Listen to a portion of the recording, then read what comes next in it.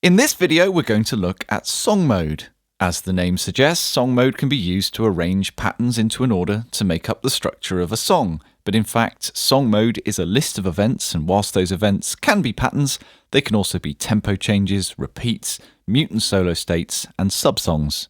Firstly, let's look at song mode itself. To load it, hit the song button in the top left and you'll be greeted with a blank song menu. The top number shows you the song you are working with.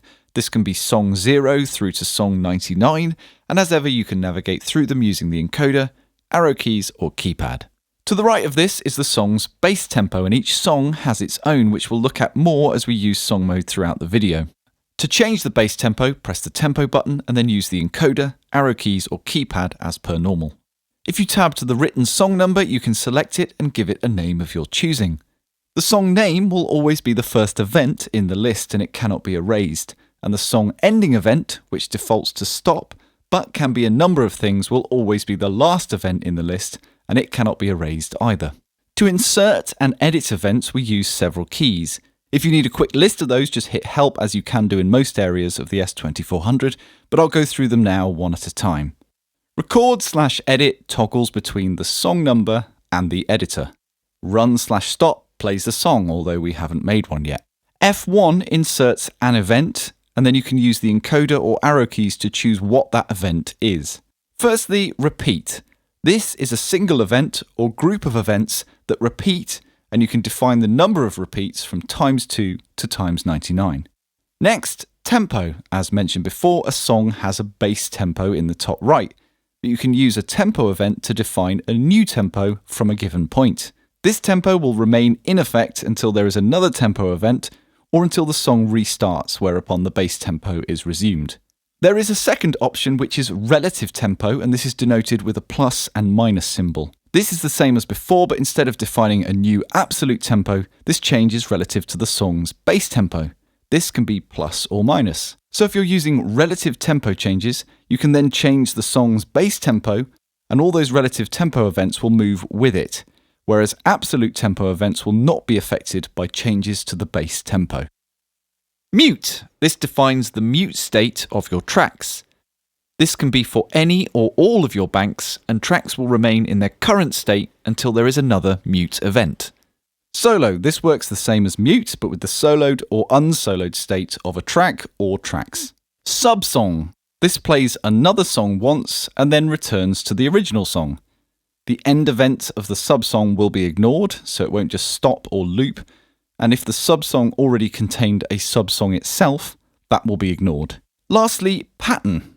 This inserts a pattern, and then you can choose which pattern that is.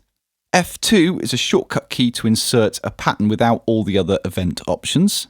F3 adds or removes an event, be it a pattern, a tempo change, a mute state, etc., from a repeat group.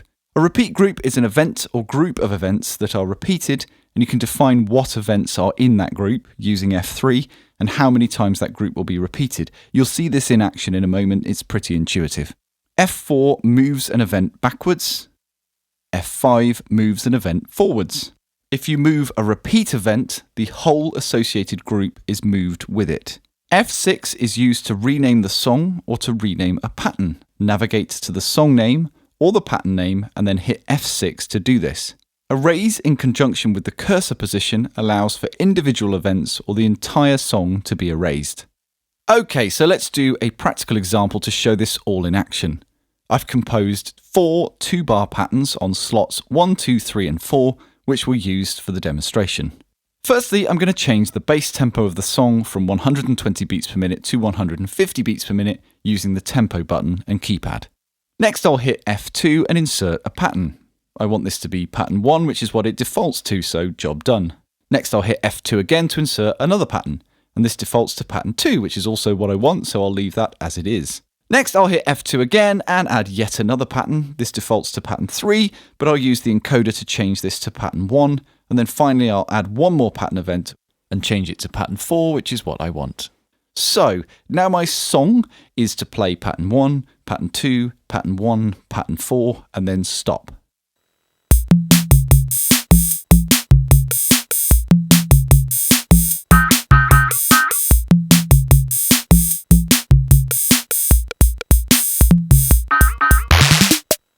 Nice. Okay, let's make this a little bit more complex. So I'll navigate back to the start of the song and use F1 to add a repeat event. I'll go with ×2, and then I'll move through the patterns below that event and use the F3 button and add them to the repeat group.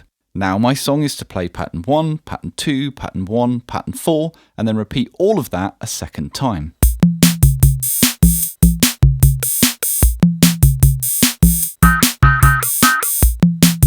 With repeats, the play count is tallied on the readout so you can quickly see where it is in its cycle.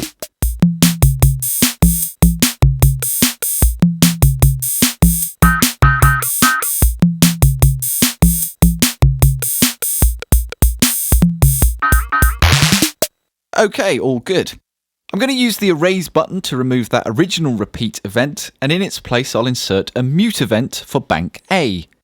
You use the encoder, arrow keys or bank button to choose the bank, and then either the track mutes or the keypad to change the mute state of individual tracks within that bank. I'm going to mute everything except tracks A1 and A2, which are the kick and snare. 2 pattern events later, I'll add another mute event and this time use the default setting, which is to have all tracks in bank A unmuted. Next, I'll navigate to the bottom and add a relative tempo event using F1. I'm going to choose -10 BPM. I'll then add a repeat event and select ×3, and then I'll add a pattern event and choose pattern 3. Remember, you can use F3 to add or remove events from a repeat group, and then I'll add another pattern event, choose pattern 4, and remove it from the repeat group using F3. Finally, I'll navigate to the end event and change it from stop to replay with the encoder. So now I have a mute event for everything other than tracks A1 and A2, which affects pattern 1 and pattern 2 in my song. There is then another mute event to unmute everything, followed by pattern 1 and pattern 4. There is then a -10 relative tempo change event with a ×3 repeat group of pattern 3, followed by pattern 4 once, and then the song replays from the start.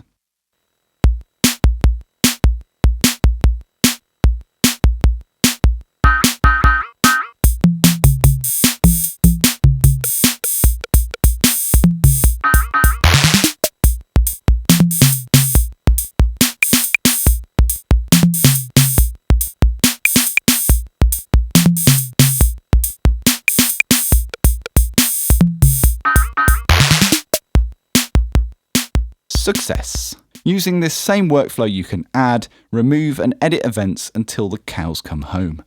One final thing to mention, you can make a song while still in pattern mode. From the song menu, I'll navigate to song 2, which is where I want this recorded, and I'll hit the song button to come out of song mode. If you press Shift plus F2, the current pattern will then be added to the end of the song last selected in the song menu, in my case song 2. Hit the song button to check, and there it is. You can then navigate through your patterns and add them to the list one by one without going into song mode, and even better, any mute or solo states selected will be recorded into song mode. You can then of course go into song mode itself and edit, move or erase as you need. Peachy. In the next video we'll look at live looping and sampling.